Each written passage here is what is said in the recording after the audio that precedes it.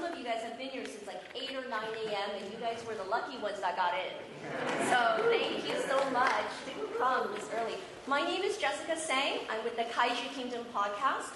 I was also a Will Eisner judge in 2022. And it is my absolute pleasure to basically, introduce to you guys these amazing gentlemen. We do have a third gentleman who is coming. And it is not only the 20-year anniversary of Godzilla Final Wars, and we have the director, Ryuhei Kitamura, here.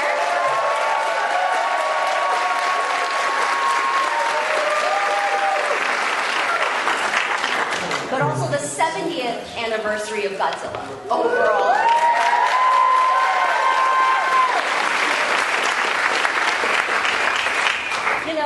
The gentleman next to him, Alan, how are you? Hi, I'm good.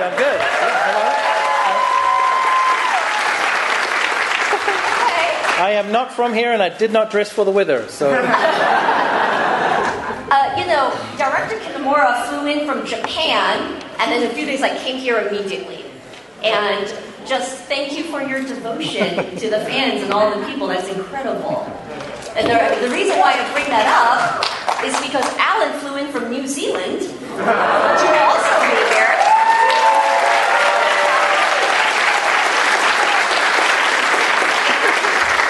He is Kong and Scar King from New Empire. And he is the Cocaine Bear.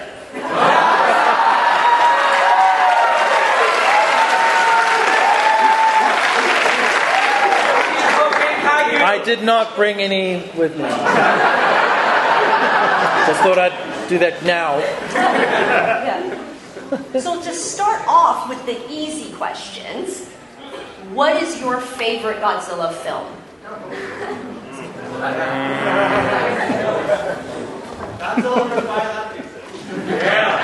I always say, Mecha Godzilla back in 1975. Also, they really enjoyed New Empire, which he was in. Thank you very much. I'm relatively green when it comes to the full lineage of Godzilla and King Kong. I did grow up watching a lot of the Showa era films. I'm a huge fan of Nakajima-san and his work. And because of him, I went on to do suit acting for things like The Hobbit and stuff. So it's hard for me to say. Anything where Godzilla or King Kong fight other monsters is always going to be my favorite.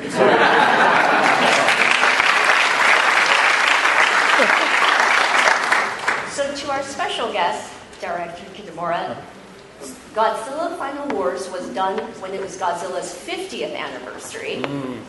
But this film is now the 20th anniversary. How do you feel it's been 20 years and people are still loving and enjoying your film? I feel old. But every year, I can't believe it was 20 years ago I made that movie, but every single year passed by, I've been feeling more like an honor, pressure, pride of being the Godzilla director. And I really appreciate that, even after 20 years, people all over the world still loves that movie. So I'm very honored. And we're going to cycle through images. Oh, yes. We have proof that he was, and that was TJ. And the reason why I asked this is because I can't read Japanese. But this is selected pages from an artist that talked about how when he was young, he watched Godzilla Final Wars. And it was his favorite film. Look at that face of the cat. How excited he was. And it really solidified him as a child and into an adult. And he really started drawing. He loved it. And that's TJ, who also watched your film. But basically, he grew up and he loved it, and it really solidified in him over the years. This is somebody that is clearly younger than you, but what is it like having new fans and new generation of people watching your film, discovering it, loving it, and then being inspired by it? Again, I feel old. I'm not that old, but it's great to hear that, some younger generations all over the world, who watches the movie. And I don't know, I wasn't really thinking when I was making this movie 20 years ago. I was just throwing everything, coming up in my crazy mind. And I just, 20 years ago, the Godzilla franchise was kind of going down, almost dying in Japan. It didn't work. And Toho and the producer Tomiyama was brave enough to bring me in to kind of mess up with the Godzilla franchise for one last time. And that's what I did. So I was younger and I was very into it. So I wasn't really thinking about what happens after 10 years or 20 years. So like I said at the beginning, I'm very honored every single day. Like every single week I get a request of an interview from all over the world still now. So to be honest, I'm kind of getting bored answering same questions again and again. So today I'm hoping one of you guys ask me something nobody ever asked me. But, I'm very honored. We will be judging. Thank you. And the gentleman that just walked through our door, TJ Storm, how are you?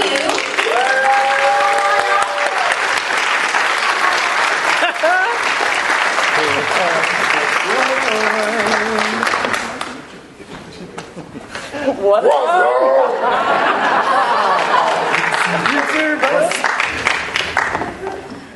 Godzilla Kong is united. Are you guys gonna sit with the audience? Yes, it's so far away. You guys gonna show us fight or something? Yeah, watch. This is awesome. That's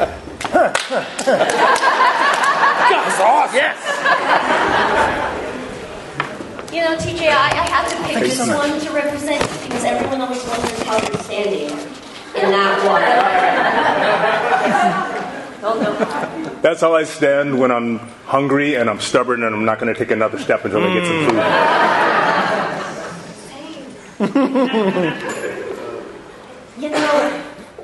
The question we asked is what was your favorite Godzilla film? And I think yours was Ghidorah. Was that one Ghidorah? Your father took you to that one, right, TJ? For me, it was... I'm so sorry. Can you guys hear me? Yes. For me, my father took me... The very first film I ever saw on a large screen, any film, was called Godzilla vs. the Smog Monster. Yes. And when you're like 5 or 6, that is terrifying. I don't know if you've seen it. The smog monster flies over the city, and wherever he flies, death follows. You just die because he leaves so much toxic fumes behind him. And I was like, and it was terrifying. So to see Godzilla come out and face the thing that would hurt people, I was like, yes! And that burnt into my soul. So that's my favorite. Yeah. One of the things that people do tend to ask is, do you think Godzilla will still have his popularity now if he didn't have such a colorful rogues gallery of all the other different kaijus that he fought? Because director Kitamura, in your film, you have Rodan, you have Anguirus, you have, well, not Manila. Manila's not a friend. You have Ghidorah, you have King Caesar. You have so many that people loved, and they were all in your film. So for each of your thoughts, do you think Godzilla would have remained this popular if he didn't have such a colorful rogues gallery? Yes, not only the other kaiju monsters. Every era, every single movie, the Godzilla movies are very different. And I think that was a reason, because like the one TJ said in Hedorah, when I was in Japan watching the movie, it was so different from any of the other Godzilla movies, and I loved it. And of course, some people hate it, but I think that's why Godzilla, after 70 years, is still that popular. Oh, TJ, so from Godzilla's point of view, do you believe Godzilla would still be popular today if he didn't have his colorful rogues gallery? Godzilla's a star, first off. No, I'll tell you, I grew up loving it. He was by himself in the first film, and that was great. And that worked. It worked It's been 70 years. In fact, you can feel his presence now. Do you feel that? Yeah, you're good. You're real good at this. Yeah, wow. So just like comic books, like everything else, there's something that you connect with in everybody. For me, watching the horror that we as humans couldn't do anything to stop that pollution monster from flying over, and then the one person who could stood up and did. That's awesome. But for other people, they love Anguirus. They love, I don't know what their love for that is. Other people, Mothra. Who's a Mothra person? And some of those enemies become allies, and some of those allies become enemies. But in every case, I think we love the struggle, and we love the story, and we love the hero's journey, and that's what, in the end, I think this is what it's about, yeah? I just want to say we are in for a special 4DX ride. We were here while there was rumbling from what I assume is Hall H or something. Oh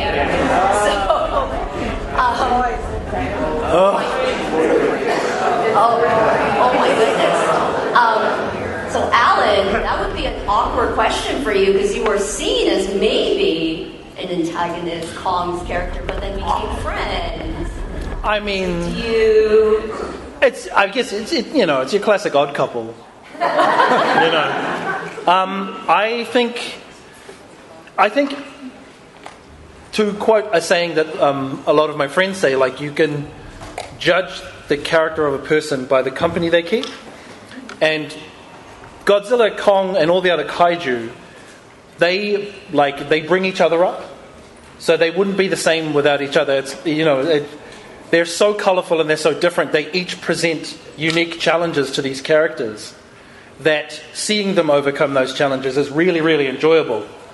One thing I often point out is that Kong often has to think his way around the problem because he's faced with a giant atomic lizard that can shoot him. So he has to think his way around the problem. And that's something that is really endearing for that character.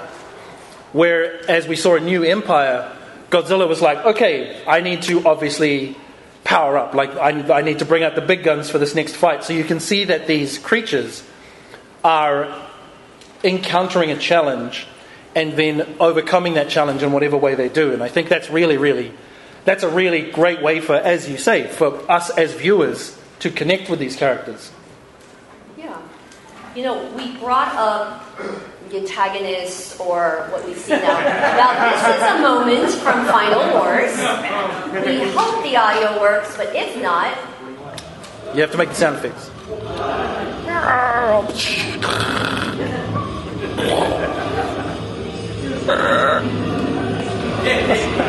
So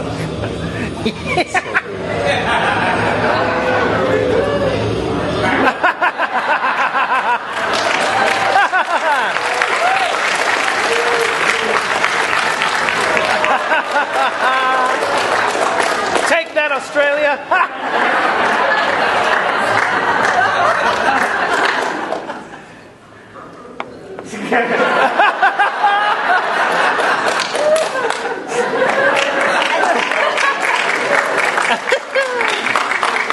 And the reason why I brought that up is because we were cheering the same time. That was an audience reaction. Someone had filmed it for social media. Everyone started cheering and screaming during this screening when they were watching it because it was such an amazing... Zilla was all your idea. Am I correct? Yes. Don't get me wrong, I love Roland Emmerich movie. I love ID4. So there's no disrespect. I believe Roland Emmerich was actually here yesterday at Comic-Con. I wish you could have told him to his face. He was talking so much. No. And that scene really resonated with a lot, to the point, I believe, they're making toys and figures out of it. It's amazing that those who feel a certain way in the 1998 film feel very different when they saw your film. It was almost like a cameo or like a special fan surprise for them. Starting with you, Director Kitamura, when did it hit you, the surreal moment that came when you realized you are solidified in the Godzilla legacy and franchise? and then we'll do TJ and Alan. We'll start with you. When did I? Like, when did it hit you? When did you realize that you were, because your film also had a Hollywood premiere here in here in Los Angeles, well, north of us. When did it make it to you when you realized, oh my goodness, what I've done is forever cemented in legacy and history? I knew it when I was making it. That's why I did it, and it was like exactly like the right punch into the audience's, joke or something. So I knew it. When the producer Tomiyama-san told me that Toho actually owned the rights for the Zilla character, and we can use it. I said, we have to do it, because this is a battle royale, Godzilla versus all kinds of monsters, kaiju monster movies. So the audience must, want to see that, Japanese Godzilla versus Hollywood Godzilla, and that was the only Hollywood Godzilla back then. So it was kind of like a dream match for me. So I knew that it's gonna grab the audience. I didn't know that even after 20 years, people cheer at that moment. But I knew it when I was making it. That was less than 2 weeks ago. That video was less than 2 weeks ago. So TJ, when did it hit you? Was it when a toy was made of your character? Was it when you went to the premiere? When did it hit you? You realized that you were forever solidified in the Godzilla legacy. When we did it, a lot of movies and video games in LA are super top secret. So they don't tell you what you're working on until you actually show up on the stage. And my friend said, hey, could you come, my friend Garrett Warren said, could you come down and help us? And I thought he wanted me to consult on some kind of movement for some movie they were doing. I didn't know what the movie was. So I showed up, and we were on the stage, and there was only 3 of us. And he looked at us, and he goes, you're Muto number 1, you're Muto number 2, and you're Godzilla. And I'm like...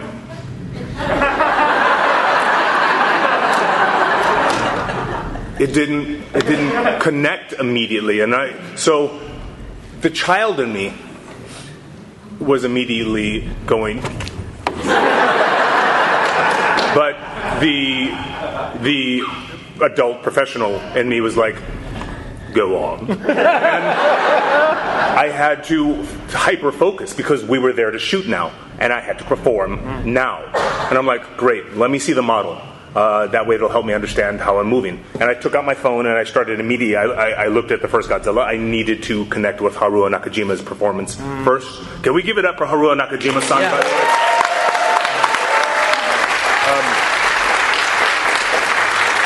Because that's where it all began.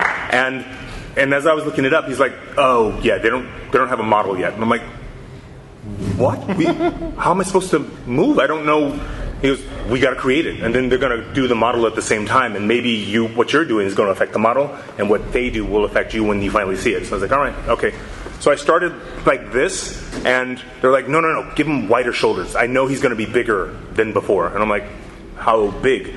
And so I kept making it bigger and bigger, and I looked at Nakajima-san's performance and the people that came after, and then I kind of melded it together, and the studio was like, bigger. And I'm like, bigger? Okay. And eventually they found something they liked. So after doing all of that, you're so focused on the work, you don't think, someday I'm going to be a god. There's not a thing that enters your mind. And then, quite honestly, you forget that you did it. Because I immediately, the next week, I jumped on Call of Duty. And after that, I worked on something else. So I forgot that I did it. And then the posters start coming out, and I'm like, that looks cool. Wait, is that me? And they didn't show it during the commercials. They just showed a fin or something. So I remember going to the thing, and I watched the premiere. At the premiere, I was watching it. And first off, you're a kid. You forget that you were there for it. You're just like, and then at the airport scene, he shows up and he fights. And then at some point, I'm just like, oh man, this is good. I hope people dig this performance. You're just hoping that it's great. Yeah. And then at some point, blue light started to light up the smoke. And you hear this, whoa, whoa, whoa. And I'm like, Yeah. what is that? Yes! And after that, I was happy.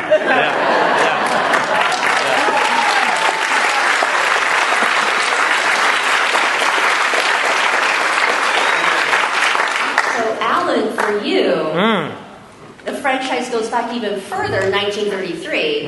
So not only are you immortalized as Kong, you're also into Godzilla films. Yeah. When did that hit you? It kind of still is. I mean, Peter Jackson made his version of King Kong in Wellington, in New Zealand. When I was there, I was studying at the time, and I got to see Andy Serkis doing the motion capture, which was kind of the beginning of my whole journey, really. So it feels weirdly close to home, but similar to your experience, TJ. I just got a random phone call one day from the team at WetFX, and they're like, Alan, are you around? Can you come and do some mocap? Sure. What is it? And they're like, oh, it's just a Legendary Pictures thing. We'll have some more details when you arrive. I was like, okay. And then they arrived, and they're like, cool, so you're King Kong. You're waking up, and you're a bit groggy, and the sun is in your eyes, and then you get up and you scratch your butt, and then you shower in a waterfall. Those were my notes. And I thought it was a joke. I was like, good one, guys. Yeah, great. But then they showed some of the footage, and they showed the notes from Adam Wingard and the previous footage they'd already shot with Kaylee Hoddle and Rebecca Hall. And it was all kind of, just every day we'd go in and we'd do bits and pieces and we'd do things. And then I got to pay bills, so I got another job afterwards and forgot about it. And it's very much a similar thing. You see posters and you see images, and you're like, oh yeah, I did the thing. That was the thing. And then I sat in the cinemas, and like seeing him tear things in half and roar, and I was like, oh, this is super cool. But I was, I don't think I ever was like, good, here I am, this is me, I am Kong. And then I went to a convention and people were like, you're King Kong. And I was like, oh, right. Oh, yeah, I am. Okay, right. Right. Yeah. So it's very, very... Yeah, the 8-year-old Alan Henry is going ballistic. He's just like, yeah, la, la. But like TJ, I have to be very calm and professional. But I often go to I've seen GXK like 9 times. Not as like a narcissistic, I'm so great, but as like 8-year-old Alan. Eating popcorn like, hit him again, Kong, yeah. Yeah, so, that's a hard question to answer. Could I ask you, what was the thing you tore? Did you physically tear something, or did you just... Yes. We had a lot of pieces of foam that Jake Botting, our like technician engineer at the studio, he would carve these things out of polystyrene and foam, and then Velcro them or stick them together so that I'd have to tear things apart and throw them and eat them. I mean, I didn't eat polystyrene. I did once, but that was a different story. But yeah, they built stuff for me to tear and rip. It was very cool. I felt super strong. So Director Kitamura, from the clip that we saw earlier, we saw it was a Sydney Opera House, which was a nice touch, I believe. Is that like a second home to you? Because you spent quite some time there? Yes, when I was 17, I decided to become the director, and simply because I was a huge fan of Mad Max movies and Australian rock band In Excess, and not quite Australia, but I was also like the band from down under called Crowded House, New Zealand. So, right on. Mad Max, and also one of my favorite movies is Highlander, and Russell Mulcahy, he's from Australia. So, all right, Mad Max, In Excess, Russell Mulcahy, Crowded House, I go down under. So Sydney is like my hometown. Yeah. And you had mentioned in a Kaiju United interview that the visual effects has changed a lot in over 20 years. If you were to make this movie now, what would you have done differently with the technology and hopefully a bigger budget? His film was the most expensive Japanese Toho Godzilla film ever made, even more than both Shin and -1. But let's say you had the equivalent inflated budget, because we hit inflation. But with the technology now, what do you think you would have done differently? I'd say I still want to go back to man in suit old school. Because, these guys always Sorry, it's a little dry. In the -1, they are already doing a bunch of great, VFX, Godzilla movies. And 20 years ago, this was like, the time was changing, especially in Japanese cinema. So I knew that this is going to be the last man-in-suit movie ever going to make, probably. And next, whenever, I never trusted producer of the Toho studio was saying that this is going to be the final Godzilla. I mean, fuck off.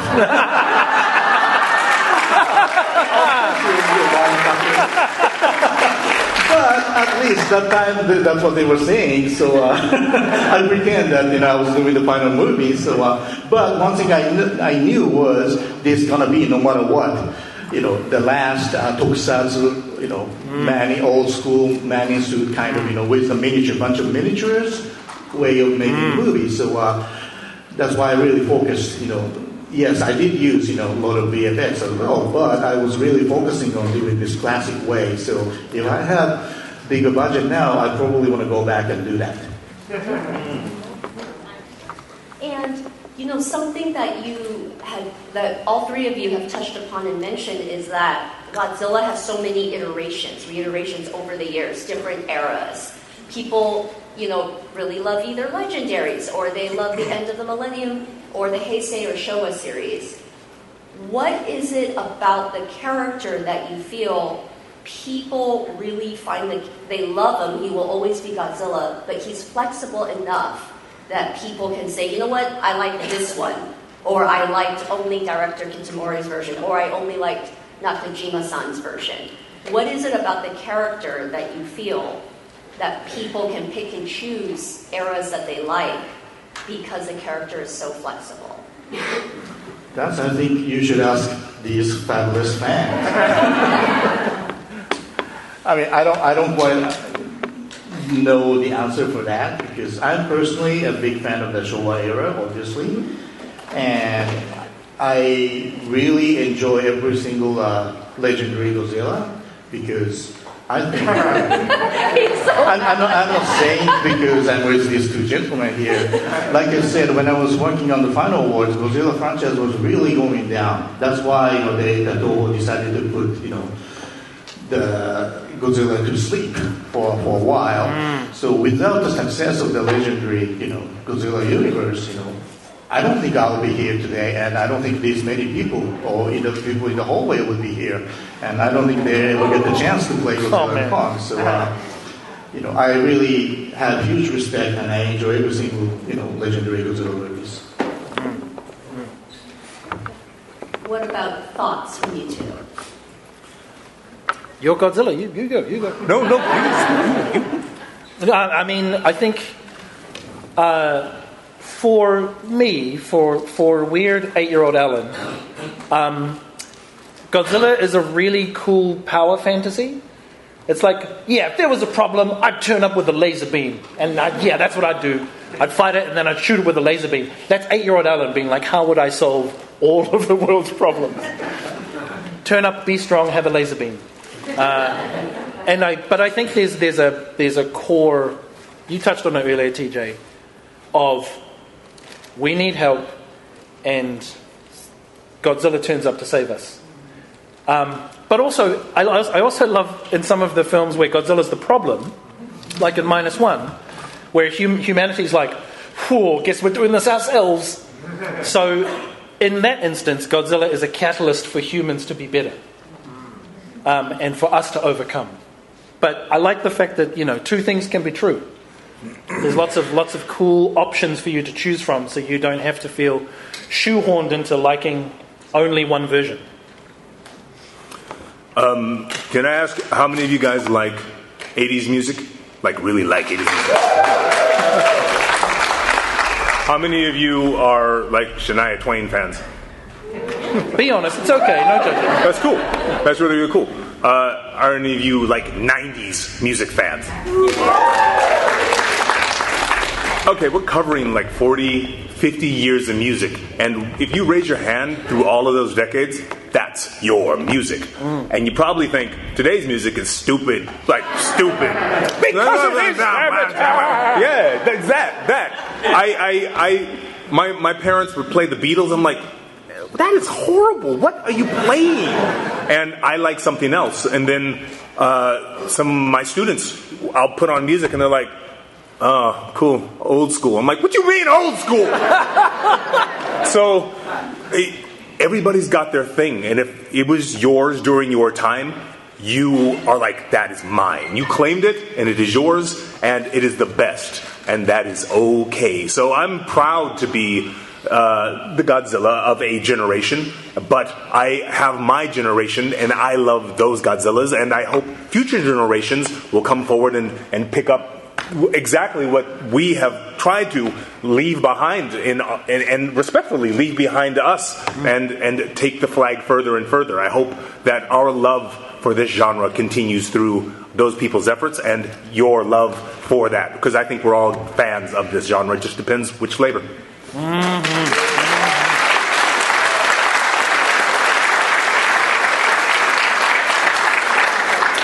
You know, last year at G-Fest, Director Kitamura, it was Don Fry and TJ Storm. Their tables were right next to each other.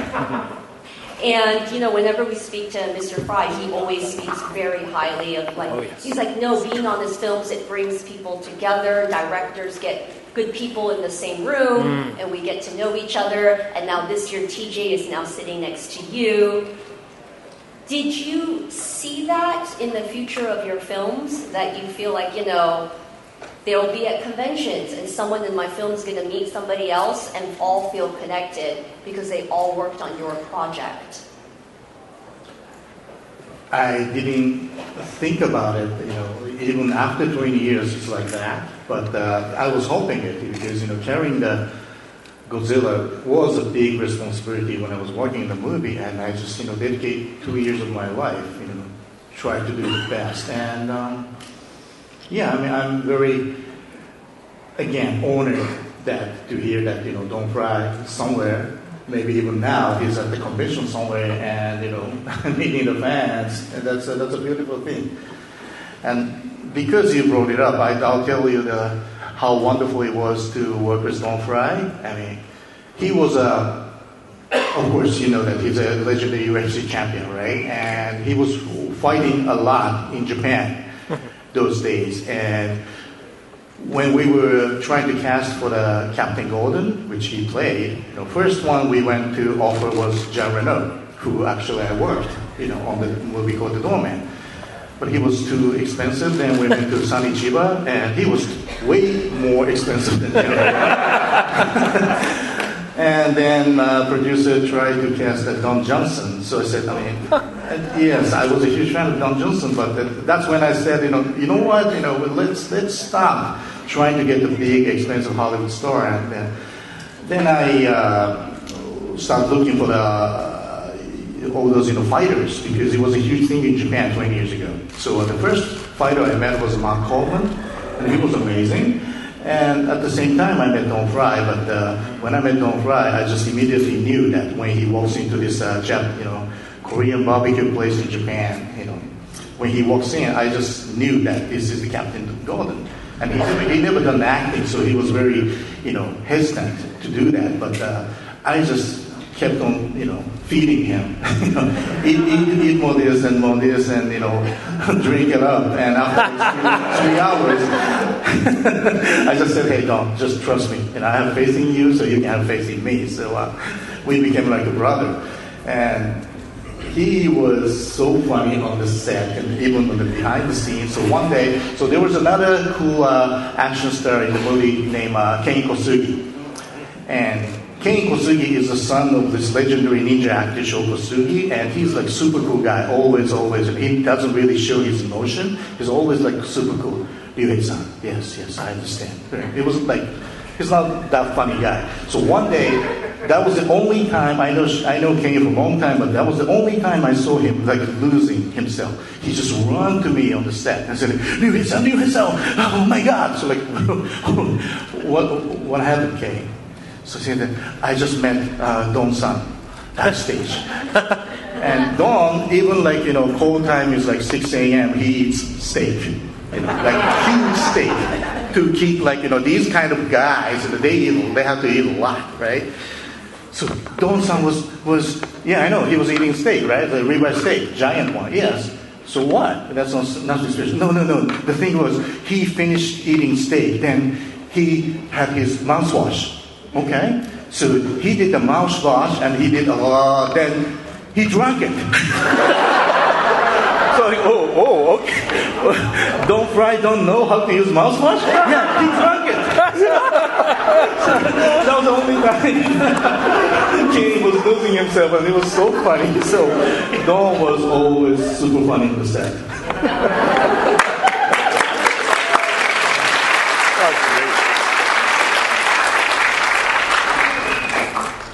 Now we actually have, before I open up the floor to questions, we have a few things of note.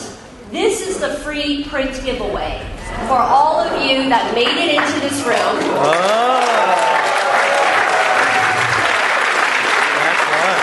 Everybody should be getting a little ticket, and there should be, I believe you go to the Marriott Marquis or somewhere, and then you pick it up, you show them the ticket. This is done, is it Grand Hyatt? It's the Hyatt. Oh, Grand Hyatt, excuse me. And this is done by Matt Frank, an official Toho artist. So this is the free print that you all will get. Now we will open up the floor to questions, but before we do that, TJ Storm and Alan Henry will be on the second panel from 2 to 3 p.m.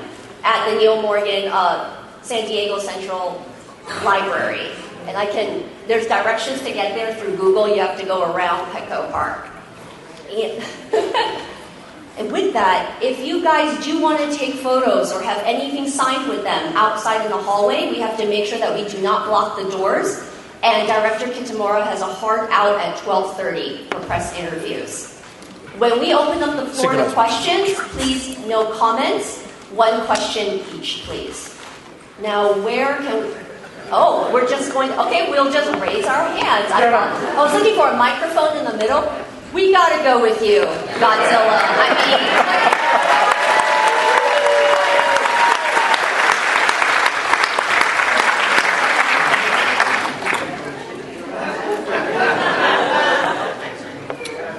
Have to use your theater voice, darling. So, Mr. Kitamura, first off, huge fan of your movie.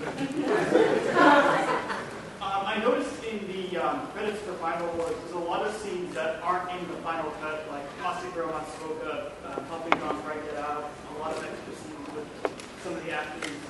Would you ever consider, or maybe ever want to do like an extended cut or release those deleted scenes, like so that you can just see them before?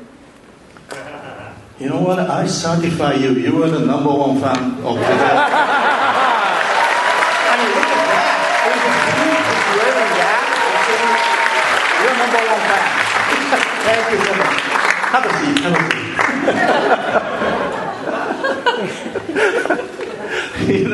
I met him in the hallway, and first I thought that he's wearing this, custom handmade Godzilla, but it was from like a -1. So I was like, yeah. He said, no, this is from your movie. So like, oh, wow.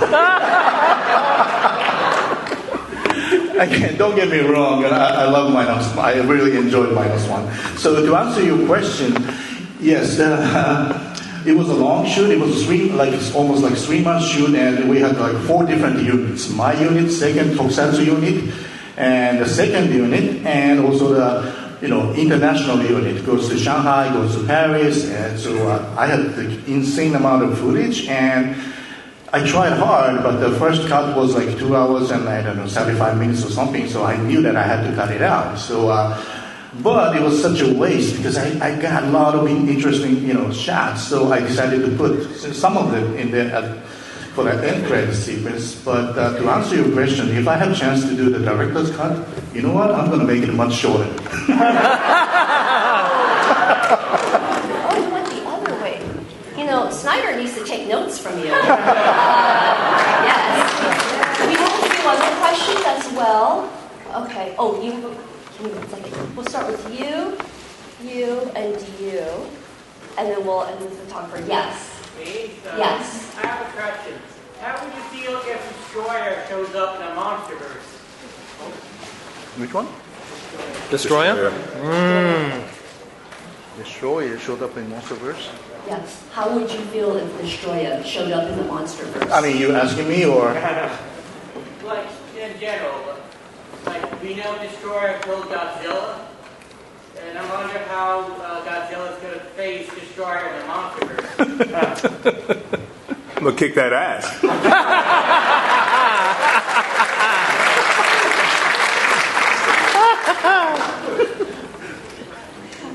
Next question. Somebody here. Yes. The lady with the hand up. Yeah. You have a beautiful shirt. Right here. For all of y'all, we've seen so many different, like, ridiculous scenarios and wild twists, different powers, different appearances, different, like, friends and foes of Godzilla. But what's a twist that we haven't seen in a Godzilla movie yet that y'all would like to see? Just for kicks.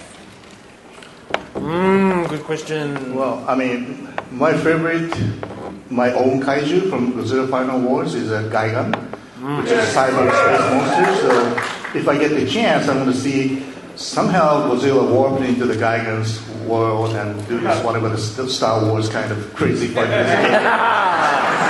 Yes. I don't know. A weird twist. That's a good question. A movie that's just King Kong learns how to be a dad. Just, feeding Suko, dropping him off at school, dealing with the other Titan parents, having to, share custody with Godzilla on the weekends, that kind of thing. I don't know. I mean, Star Wars? Yeah, Godzilla with lightsabers. That's how Kong fights Godzilla. He gets a lightsaber. Good. Excellent. Kathleen Kennedy, I hope you're listening. Okay, King of the Monsters, answer. I have a really big imagination, so I can think of a lot of things. The easiest this weekend is Deadpool. Yeah. And your question. This is from the TJ and Ellen. So, who are some of your icons when it comes to, not stop motion, but motion cap? Yeah, right. I mean, that's not Andy Serkis. It's fine. I know Andy. He's The difference between your Kong and his Kong are very different. Yeah. Yeah, very different. So, I guess it's like the usual suspects. I have great admiration for TJ's work, as well as Doug Jones, phenomenal performer. One of my teachers was Terry Notary, who was Kong Skull Island. He and Toby Kebbell, who are great, fantastic performers. A good friend of mine, Ben Francham from New Zealand, who was Peter in What We Do in the Shadows. Haruo Nakajima, Ryuhei Ota, some phenomenal older suit performers who really lifted the bar. What else? It's weird because so many of us are colleagues and they all do such good work, and I really, really value the work that we're all doing to not only to grow this industry, but also to, the more we do it, the more opportunities pop up and the better we all get. That's a long answer to your question, I apologize. Oh no, for those who want to be part of this future generation, TJ Storm runs his own school, and he has the official Haruo Nakajima Scholarship. So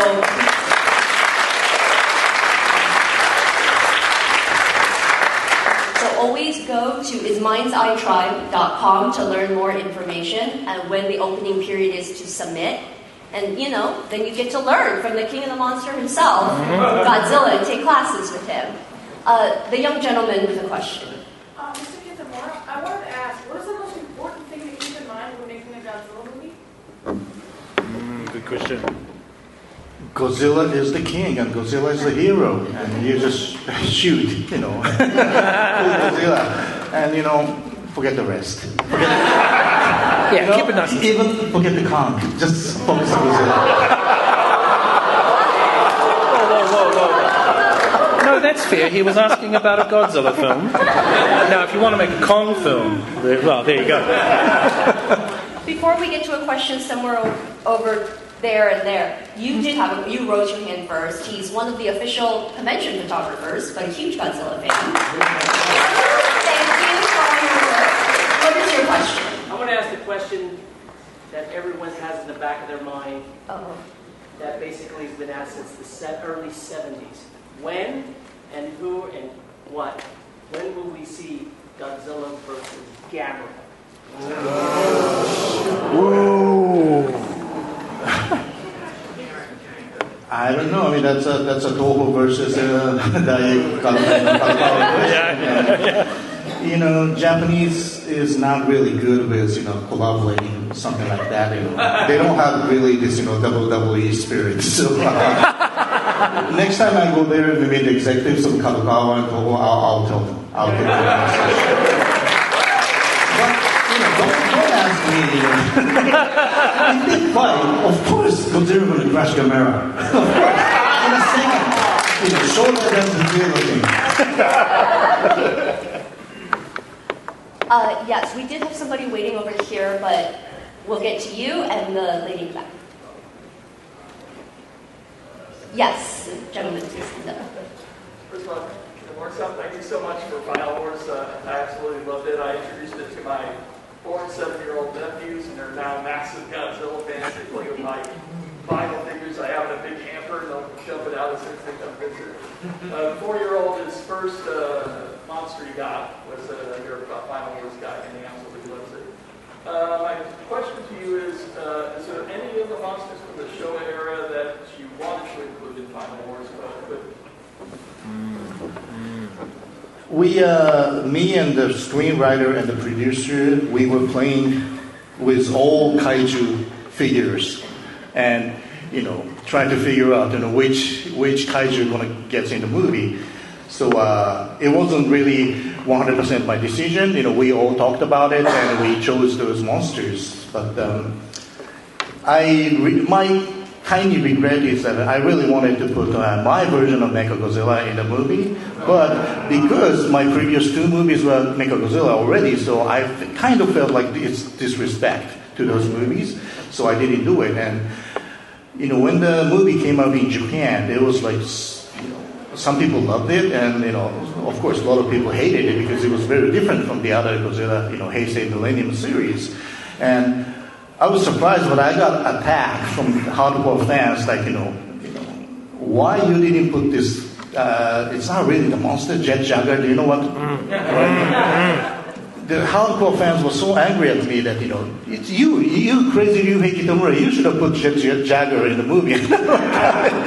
Yeah, so I didn't really like it, but I'm pretty much happy with the final choice we made. So the only tiny regret is I really wanted to create my version of Mechagodzilla.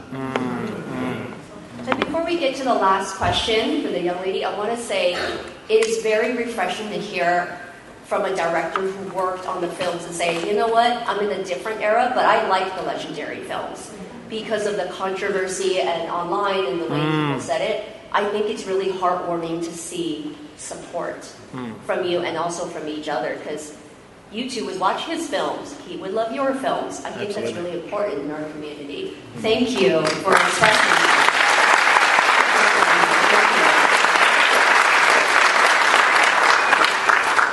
And we have one last question. And piggybacking off what you just said, I was going to ask, what cameo would you guys like to see in the next legendary film of any monster that we've seen in the past, and why is it going to be Space Godzilla? I was going to say Space Godzilla. Yeah. Hell yeah. Those crystal shoulder pads? 1980s for sure. Hell yeah. I love doing Cocaine Bear as well. Thank you very much. I really love this kaiju called Violante. Put that in the next movie. Yep, Violante. I love it. I'm excited to see the one that you haven't seen yet. There's something out there. And I'm interested in the new frontier. I love the history, and I love that we get to fight all of these that we know and love. But what haven't we seen? What is waiting in the darkness? That is interesting. That's terrifying. And to end with that, thank you everybody for coming out to the 70th anniversary of Godzilla panel.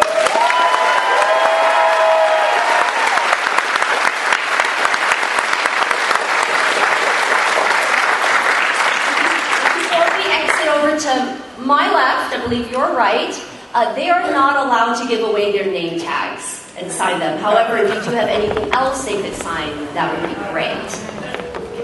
Thank you, and oh yeah. Do something! Quick! And one more. 3. Wait! He's got a timer, sorry. All right, do something!